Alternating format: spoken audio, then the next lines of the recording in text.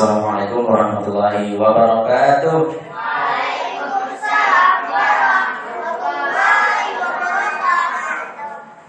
Kayak malukum teman.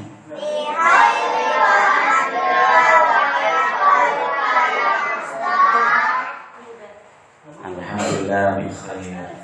Rupanya ada yang ngantuk nih kayaknya. Yang ngantuk siapa? Yang pakai baju biru. Biru semuanya. Ya, yang nama depannya huruf G. Siapa? Ayo, berdiri yang huruf depannya G. Siapa tuh? Iya. Satu lagi siapa? Gozi sama Gilang. Masya Allah. Ini kalau disingkat jadi G2. Apa tuh? Apa? G2. Jadi gado-gado dong disingkatnya. Silakan ambil dulu dulu. Simukan, ya. Iya, Ambil wudhu nggak apa-apa. silakan. Dua-duanya ambil wudhu. Ayo.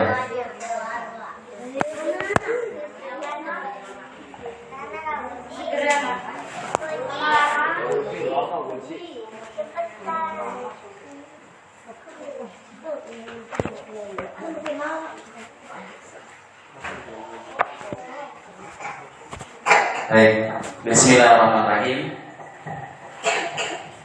Alhamdulillahirabbil alamin. Alhamdulillahilladzi bi ni'matihi tatimmu shalihat. Asyhadu an la ilaha illallah wahdahu la syarika lah wa asyhadu anna Muhammadan abduhu wa rasuluh. Allahumma shalli wa sallim ala nabiyyina Muhammad. Amma ba'du. Puji syukur pada Allah Subhanahu wa taala pada hari Jumat yang penuh keberkahan ini kita diberikan oleh Allah kesempatan untuk bisa berlama-lama di majelis yang semoga para malaikat menyaksikan kita sekaligus juga mendoakan orang-orang yang di dalamnya dalam menuntut ilmu dan sebagai bekal buat kita tentunya kehadiran kita di halaqah ini. Semoga semuanya dalam keadaan Alhamdulillahirabbil alamin. Alhamdulillahilladzi bi ni'matihi tatimmu shalihat. Asyhadu an la ilaha illallah wahdahu la syarika lah wa asyhadu anna Muhammadan abduhu wa rasuluh. Allahumma shalli wa sallim ala nabiyyina Muhammad. Amma ba'du.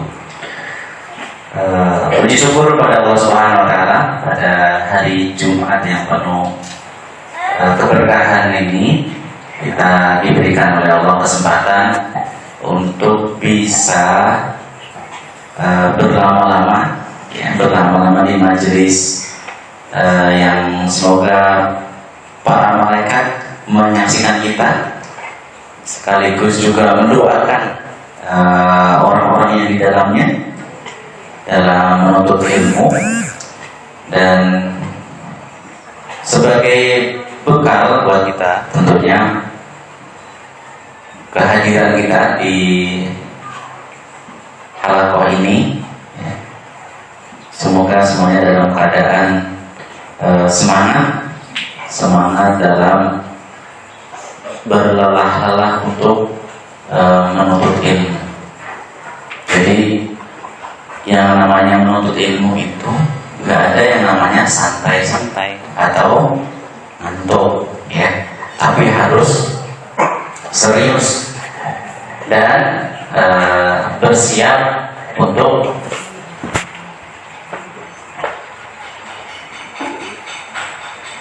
menyimak, ya, apa yang disampaikan oleh guru-guru kalian.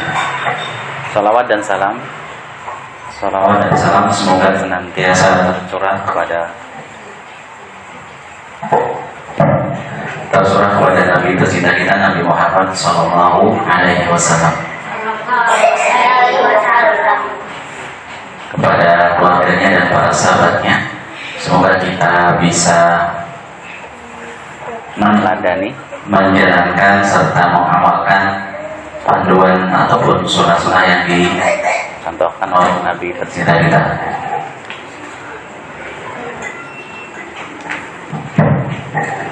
Baik teman-teman, pagi ini sunnah di hari Jumat. apa yang sudah kita lakukan? Salah satunya adalah bersolawat. Nah, teman-teman yang dirahmati Allah Subhanahu wa taala, Jumat kali ini tentu ada hal yang luar biasa yang kita bisa rasakan, ya. Kalau kemarin kita sudah berhari-hari libur, ya, berhari-hari libur, sekarang kita sudah harus kembali mengembalikan ruh kita, ya. Kemarin dari hari Kamis, Rabu, Kamis, berarti 3 hari ini, ya. 3 hari ini Ustadz sudah ngasih banyak vitamin, suplemen, apalagi ngasih ilmu supaya kalian paham bahwa sebagai penuntut ilmu harus mengembalikan ruhnya, menyiapkan ruhnya untuk menerima ilmu, ya. Teman-teman yang dirahmati Allah Subhanahu wa taala, kalau ada cerita atau dialog mungkin antara dua anak, ya, atau antara seorang anak dan ibu, kalau seorang ibu bertanya kepada anaknya, misalnya, kalau ditanya, kira-kira pilih ilmu atau pilih harta?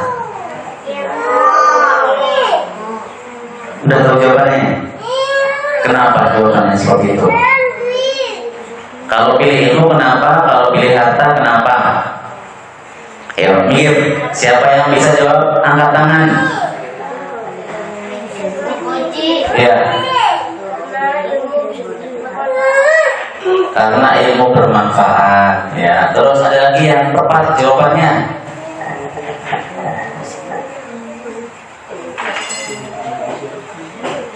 Ya, silakan Nadifah. Kenapa pilih ilmu? Kok gak pilih harta? Bukannya harta bisa membuat kita senang, ya, kita punya mainan banyak, punya mobil banyak, punya rumah banyak, punya sawah banyak, punya. Kenapa? Rizal, coba. Kenapa pilih ilmu daripada harta? Kalau ditanya dua pilihan, ya. Pilih ilmu, kenapa? Aman. Kalau tadi Gozi jawabnya adalah karena ilmu bermanfaat, harta juga bermanfaat, ya enggak? Iya. Harta, kita punya motor. Teman-teman kalau ke sekolah naik motor, bermanfaat nggak? Bermanfaat. Nah, jawabannya berarti ada lagi yang sempurna jawabannya. Apa kira-kira? Ayo berpikir. Apa?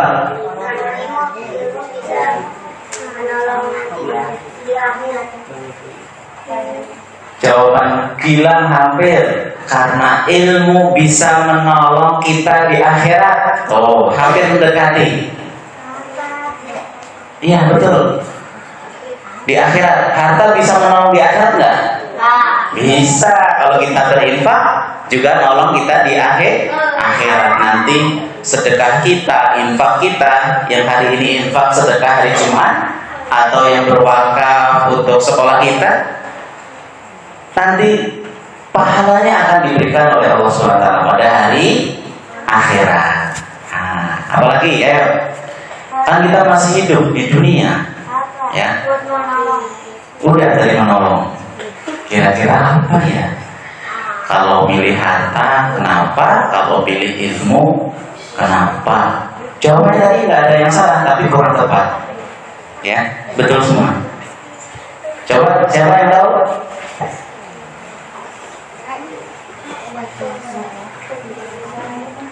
Kenapa pilih harta atau pilih ilmu? Nah, baik, Ustaz kasih contoh supaya jawabannya ketemu. Nah, contohnya apa? Kalian pernah melihat peristiwa tsunami? Nah, pernah lihat peristiwa tsunami? Pernah. Yang terjadi apa teman-teman? Kalau terjadi tsunami yang waktu itu di Aceh misalnya, pernah lihat atau belum menyaksikan? Pernah lihat kan di YouTube ada. Kalau memang belum lahir ya. Udah ya. Kira-kira kalau terjadi tsunami apa yang kalian perhatikan? Yang bisa kalian simak atau lihat? Iya. Air begitu banyak bisa menyapu seluruh rumah, menyapu, menghantam gedung-gedung, mobil, menghanyutkan motor, menghanyutkan mobil, bisa menghanyutkan rumah juga, ya teman-teman. Kira-kira pada saat itu manusia bisa nggak menyelamatkan mobilnya? Nggak bisa. Bisa nggak menyelamatkan rumahnya? Nggak bisa. Malah justru dia kalau ingin menyelamatkan misalnya mainannya yang terhanyutkan, ya itu mainanku misalnya, terus tiba-tiba dia nyebur, apa yang terjadi? Dia ke bawah arus, langsung tenggelam, bisa keseret arus. Kenapa? Arusnya sangat besar. Tuh, ternyata pada saat terjadi peristiwa itu, harta tidak berguna apa-apa, tidak bisa menyelamatkan kita. Masa lagi airnya banyak, naik motor bisa terbang nggak? Bisa jalan nggak motornya? Nggak bisa kan? Pasti mogok. Motor laut. Nah, gimana tuh? Iya. Nah, teman-teman, itu contohnya. Ternyata harta itu, nah, kenapa pilih ilmu sama harta? Jawabannya adalah karena ilmu itu menjaga kita. Kalau harta kita yang jaga. Repot nggak jaga harta? Repot. Iya, susah. Oh, banyak. Misalnya pengen menyelamatkan harta kita, bawa kasur, bawa bantal, bawa mainan, bawa buku, bisa nggak? Nggak bisa. Makanya kita pilih ilmu daripada harta. Kenapa? Ilmu yang akan menjaga kita. Ustaz, gimana ilmu kok bisa menjaga kita? Coba, ada yang tahu?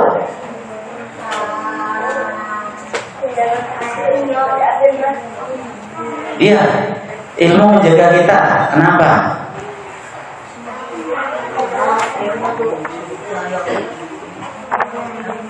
Karena apa? Ilmu menjaga kita dari terhindar perbuatan maksiat. Oh, ya. Kita tidak berbuat buruk, jahat, maksiat, dosa dan sebagainya. Kenapa? Kita tahu ilmunya. Makanya ilmu itu sebaik-baik penjaga kita. Nah, teman-teman, kalau ilmu itu akan menjaga kalian, ya. Salah satunya adalah ilmu itu akan, misalnya nih, ada teman datang menemui kalian, kemudian ngajak kalian untuk, yuk kita ambil mangga di tetangga itu sudah berbuah. Nah, Kira-kira gimana teman-teman? Mau nggak kalian? Nggak mau, karena tahu itu kan mangganya orang. Kamu mau ngambil, mau nyuri? Enggak, mau nyobain doang. Nyobain doang, sama saja. Sama saja mencuri karena tidak minta izin. Tuh, ilmu menjaga kita. Akhirnya apa? Kalian ngasih tahu teman, itu namanya mencuri. Kalau mencuri perbuatan dosa. Kalau barang curiannya masuk ke mulut kita, misalnya itu mangga enak banget, udah matang, kita ambil, kita makan, maka mangga yang masuk ke mulut kita kemudian menjadi daging dalam tubuh kita, itu salah satu bahan bakarnya api neraka. Kenapa? Daging kita masuk barang yang haram. Jadi kalau ada barang orang lain, gak boleh kita sembarangan ngambil, harus minta izin. Tuh, itu contoh kalau ilmu itu menjaga kita dari apa? Terhindar dari perbuatan maksiat. Oke. Terus ada lagi nggak teman-teman? Ilmu itu akan menjaga kita laksana pelita. Apa itu pelita? Cahaya. Ternyata ilmu itu laksana pelita atau cahaya. Jadi kalau kita memandang sesuatu, apakah ini baik atau buruk, benar atau salah, nah ini Allah akan membimbing kita dengan ilmu itu. Kita akan menjadi tenang. Ini ada uang 1.000 siapa ya? Misalnya jatuh. Karena saya tahu bahwasanya ini bukan milik saya, maka itu tidak diambil, tapi diberikan yang memiliki. Kita tahu mana benar, mana salah. Contoh lain, misalnya sedang bermain, tapi kalian salah satunya, misalnya kalian berniat curang dalam permainan, ya, supaya kalian menang terus misalnya. Nah, karena kalian tahu permainan itu, ya, sesungguhnya hanya sekedar bermain saja, tapi karena tahu supaya kita bisa bermain bersama-sama, maka bermainnya yang baik. Gitu. Jadi ilmu akan memberikan cahaya kepada kita, bisa membedakan mana benar dan mana salah. Kepada orang tua misalnya, kita tahu ilmu itu akan menjaga kita dan memberikan pemahaman kepada kita. Kalau sama orang tua nggak boleh apa teman-teman? Nggak boleh. Durhaka. Apalagi kalau sama orang tua nggak boleh apa? Galak. Terus apa lagi? Nggak boleh teriak-teriak, memukul, melotot. Jadi selanjutnya tadi sampai di mana ya? Ilmu itu akan menjaga kita bisa membedakan mana benar, mana yang salah. Kalian Nanti akan tumbuh menjadi besar. Kalian nanti akan tumbuh menjadi besar. Itu banyak hadapan, pilihan yang akan kalian temui. Ya, misalnya Kalian ketika sudah besar, nah, pada saat misalnya bahwa seorang laki-laki dan seorang perempuan yang bukan mahramnya, ya, tidak boleh berkhalwat bersama ataupun ikhtilat, tidak bercampur. Saat besar kalian tahu, kalau masih anak-anak boleh, ya, Tapi kalau sudah besar, nanti kalian akan bisa membedakan mana benar, mana salah. Bahwa karena kalian tahu mana benar dan salah, maka ilmu itu akan menjaga kalian, menjauhkan diri dari perbuatan maksiat. Baik, teman-teman yang dirahmati Allah, selanjutnya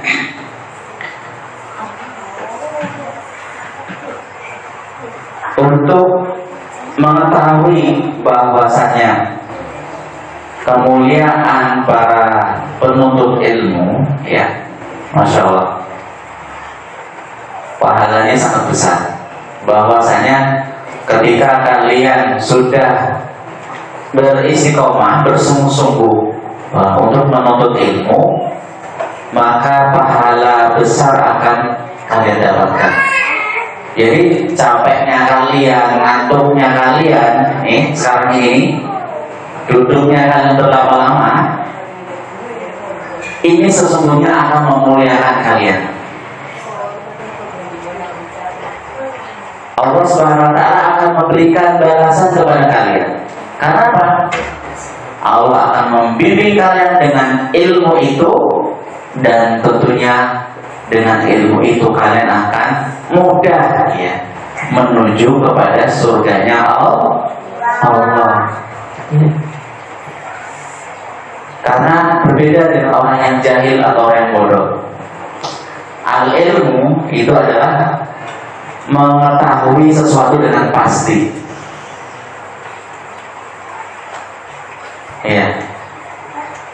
Melihat apa di sana? Nggak ada ya? Oh, lagi dengerin. Kirain dengerinnya di sini, makanya teman. Baik, teman-teman yang dirahmati Allah SWT. Nah, ada satu kisah. Baru masuk kisah nih teman-teman. Baru masuk kisah. Iya, tadi kan baru pengantar. Baru pengantar. Mau kisah nggak? Mau nggak? Mau dengar nggak?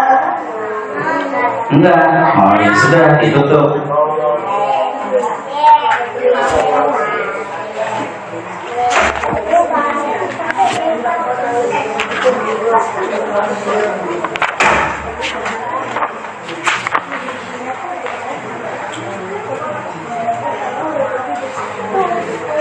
Perjalanan menuntut ilmu.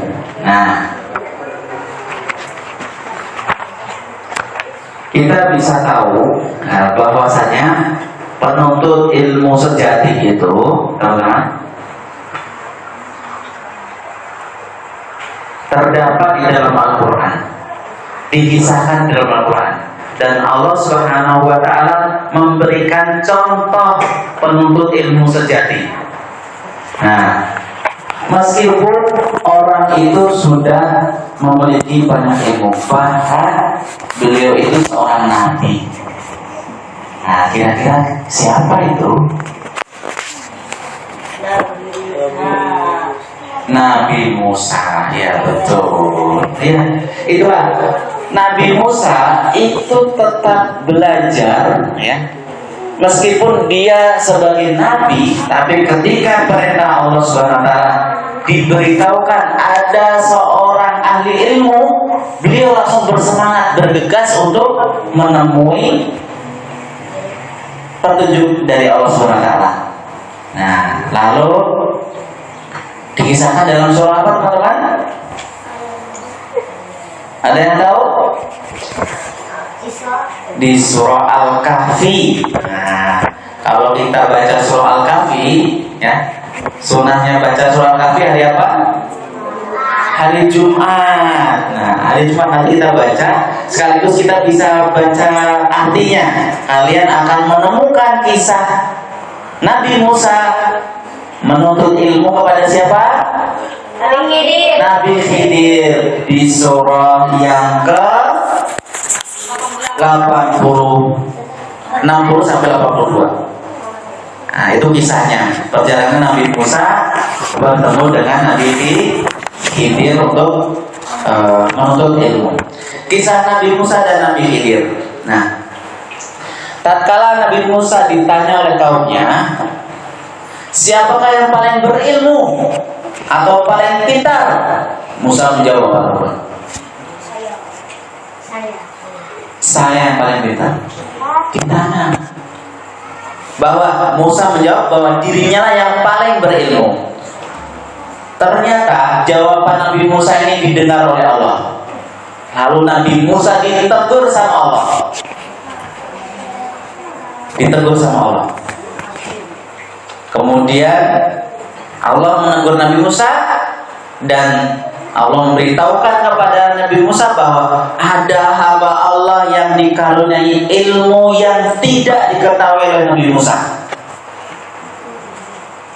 Mendengar hal itu, Nabi Musa merasa, Masya Allah, ternyata ada ya ilmu saya ada yang melebihi gitu. Namun ketika mendengar itu, Nabi Musa tidak sombong. Oh, nggak bisa, saya yang paling berilmu, tidak begitu. Tapi beliau bersemangat untuk menemui ahli ilmu itu.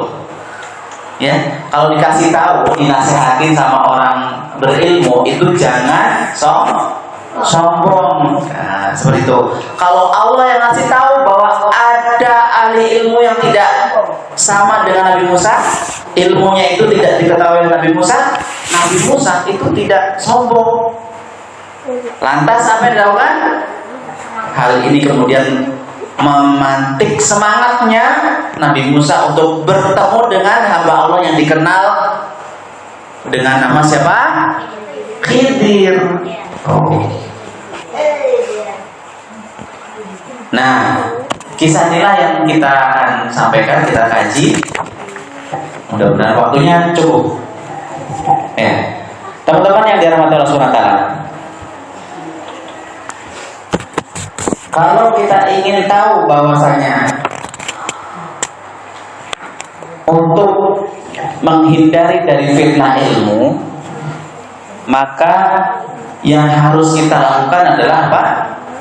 Fitnah ilmu itu apa, teman-teman? Kalau orang yang sudah pintar itu kadang kan dia sombong, ya kan itu. Nih saya insinyur, nih saya profesor, kan gitu. Nih saya dokter. Fitnah ilmu itu seperti itu. Dia bisa merendahkan orang lain karena kesombongan orang itu. Makanya kalau kita memiliki ilmu, seharusnya kita harus lebih tawadu. Apa teman-teman? Tawadu itu apa? Lebih rendah diri. Perumpamaannya seperti apa? Perumpamaannya seperti tanaman padi. Kalian tahu tanaman padi? Kalau tanaman padi, yang pulang kampung kemarin siapa? Coba. Tuh, kalian menyaksikan tak tanaman padi? Tanaman padi itu kalau sudah berbuah, ya berisi, itu kira-kira kalau belum berisi kan tanamannya berdiri begini, teman, ya, lurus tegak ke atas. Tapi ketika tanaman padi itu sudah berbuah, ya mengeluarkan bijinya, nah, dia tidak akan terus ke atas tapi merunduk. Nah, tanaman padi itu merunduk. Nah, ibaratnya seperti itu. Kalau orang sudah memiliki ilmu yang banyak, sudah banyak tahu, maka seharusnya dia harus jauh lebih baik dan lebih tawadu. Karena apa? Dengan hal itu kita tidak akan sombong, karena kita lebih menunjukkan rasa butuh ilmu. Kalau dia sudah tahu banyak ilmu, tentu dia akan butuh ilmu lagi. Gitu. Jadi kalau orang yang sombong itu sudah tidak merasa butuh ilmu lagi. Nah, Nabi Musa juga gitu. Beliau tetap belajar lagi kepada Nabi Khidir. Diawali dari Nabi Musa berkata kepada Nabi Khidir, bahwa beliau mengatakan, bolehkah aku mengikutimu supaya kamu mengajarkanku kepadaku ilmu yang benar di antara ilmu-ilmu yang telah diajarkan kepadamu. Nah, jadi kalau menghadap kepada ahli ilmu itu harus minta izin dulu, permisi, ya. Beliau ketika meminta, ya, pertanyaannya, bolehkah aku mengikutimu? Seperti itu. Jadi jangan tiba-tiba langsung, ya, bertemu ahli ilmu itu langsung minta, tapi ucapkanlah dengan yang baik. Nah, ini menunjukkan adab yang baik dan ketawaduan. Padahal kita tahu Nabi Musa itu adalah termasuk ulul azmi. Apa teman-teman? Ulul azmi ada yang tahu?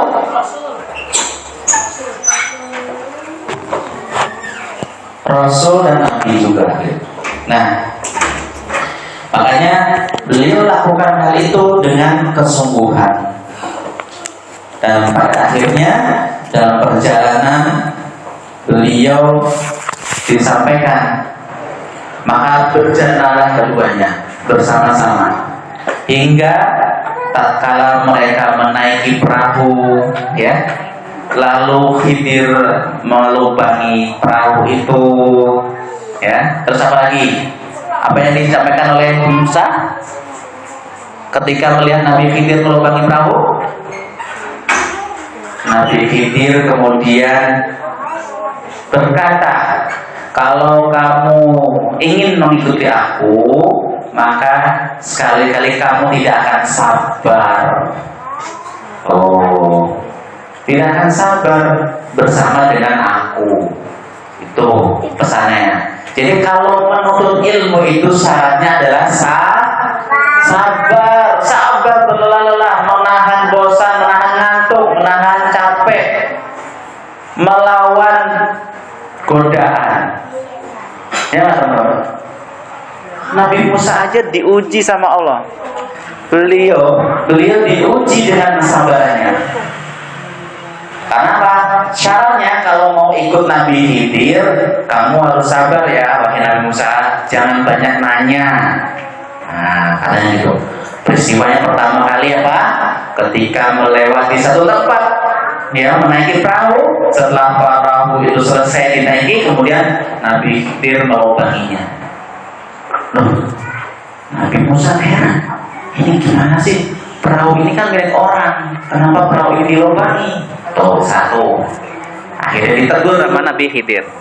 Berikutnya, lalu hingga berjalan lagi, keduanya bertemu dengan seorang anak. Anak. Apa yang terjadi, teman-teman? Anak itu dibunuh oleh Nabi Khidir. Melihat kejadian itu, Nabi Musa kasihan kepada anak tadi. Itu kan anak kecil, nggak bersalah, kenapa dibunuh? Wahai Khidir, kenapa kau lakukan itu?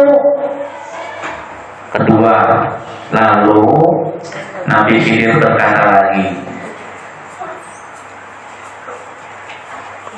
bukankah sudah kukatakan bahwa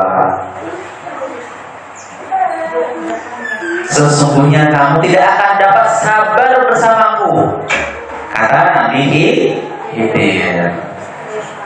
Musa lalu berkata, jika aku bertanya kepadamu tentang sesuatu sesudah kali ini, maka janganlah kamu memperbolehkan aku menyertaimu. Nah, ini yang kedua lalu. Tapi setelah itu yang ketiga, kalau nanti Nabi Musa tanya lagi, Musa berjanji, kalau aku nanti banyak nanya lagi, aku tidak akan mengikutimu lagi. Dan Nabi Khidir boleh menghentikan perjalanannya. Maka kemudian keduanya berjalan lagi. Tatkala mereka sampai pada satu tempat, di mana teman-teman? Di suatu negeri penduduk. Mereka minta dijamu, ya, penduduk negeri itu. Kemudian mereka, Nabi Khidir dan Nabi Musa itu mendapati rumah yang hampir roboh. Nah, jadi di dalam satu negeri itu ada rumah yang hampir roboh. Keduanya mendapatkan rumah dinding yang rumahnya hampir roboh, maka dengan segera Nabi Khidir melakukan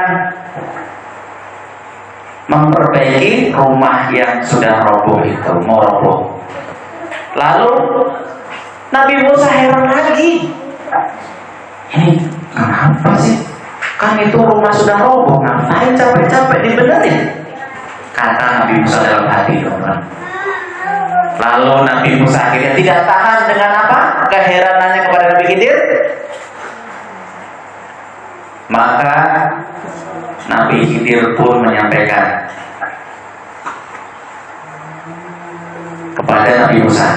Nabi Musa berkata Nabi Khidir, jikalau kamu mau, wahai Nabi Khidir, niscaya kamu tinggal suruh saja orang lain memperbaiki. Kan kamu Nabi, ngapain repot capek-capek?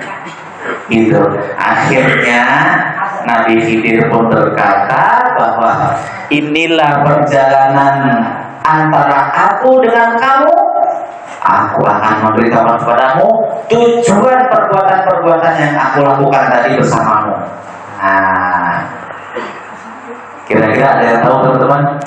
3 peristiwa tadi. Nabi Khidir melubangi perahu. Yang kedua, Nabi Khidir membunuh anak kecil. Ketiga, Nabi Khidir membangun rumah yang hampir roboh. Akhirnya Nabi Khidir pun menjelaskan perbuatan-perbuatan yang dilakukan terhadap 3 hal tadi. Ada yang bisa jawab? Yang pertama, Ilham. Yang pertama yang di rumah. Di dalam rumah. Bukan dalam rumah. Yang pertama kan kita udah perahunya dilubangi karena Di dalamnya ada musuh. Karena apa?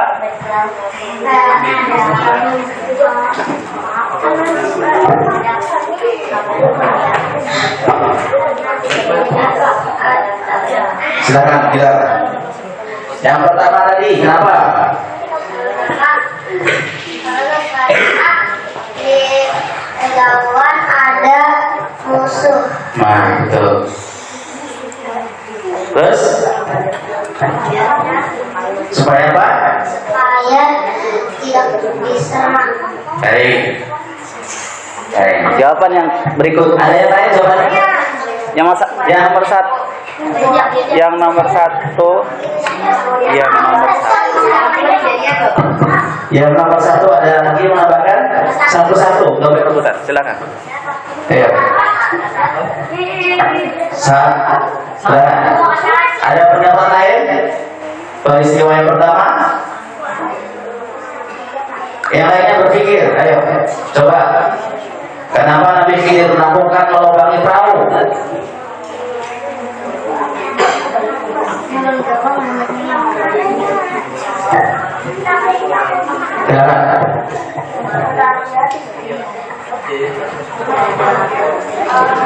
Perahu itu kenapa dilubangi?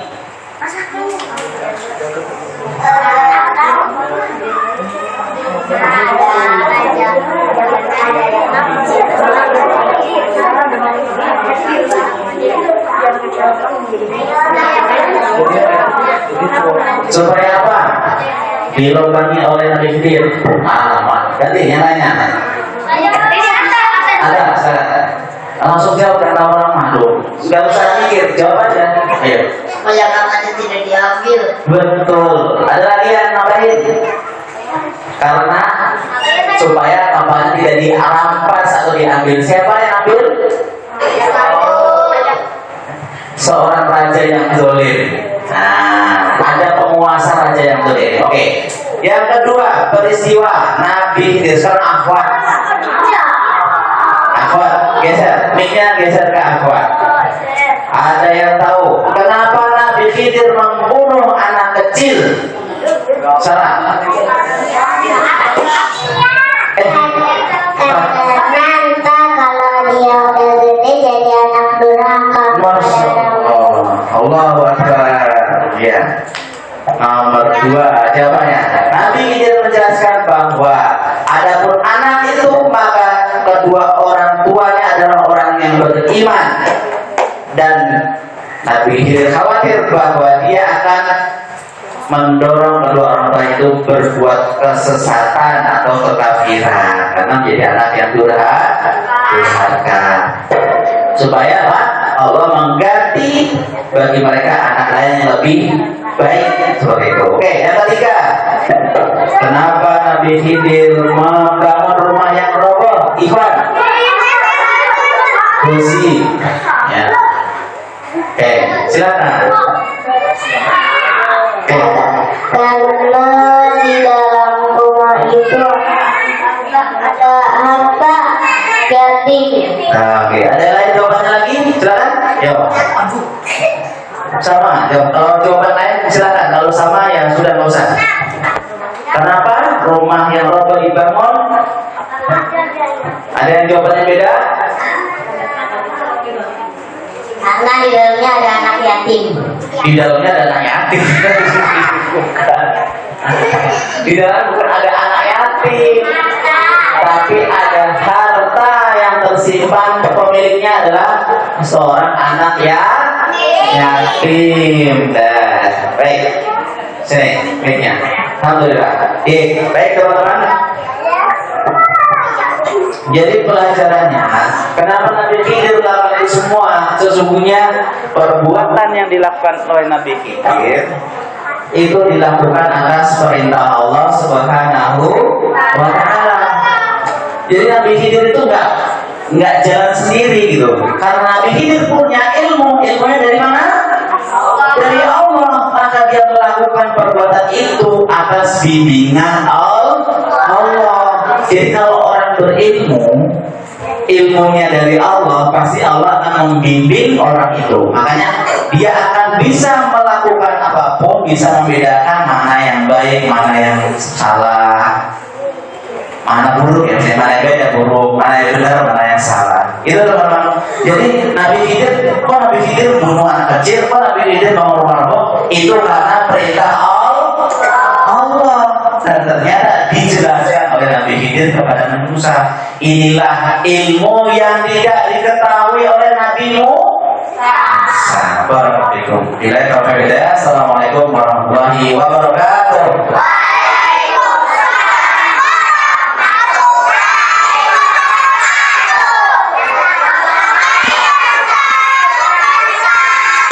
Jazakumullah.